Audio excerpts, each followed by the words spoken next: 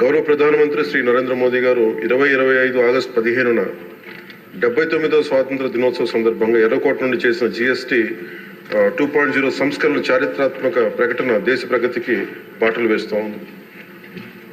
ఈ సంస్కరణలను ముందుండి నడిపిన గౌరవ కేంద్ర ఆర్థిక మంత్రి శ్రీమతి నిర్మలా సీతారామన్ గారి కృషి ప్రత్యేకంగా అభినందనీయం.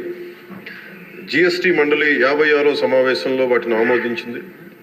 గౌరవ ముఖ్యమంత్రి శ్రీ నారా చంద్రబాబు నాయుడు గారి రాష్ట్ర ఆదాయాలకు ప్రత్యేకించి అనేక సందర్భాల్లో ముఖ్యంగా GST వచ్చిన తర్వాత గౌరవ ముఖ్యమంత్రి గారు ఒక సందర్భంలో అన్న మాటలు, రాష్ట్ర ఆదాయాలకి నష్టం కలుగుతున్నప్పటికీ కూడా సామాన్యుల ప్రయోజనాల కోసం విధానాన్ని మనం బలంగా సమర్థించాలని చెప్పి ఈరోజు వారు కూడా దీన్ని బలంగా సమర్థించారు అధ్యక్ష.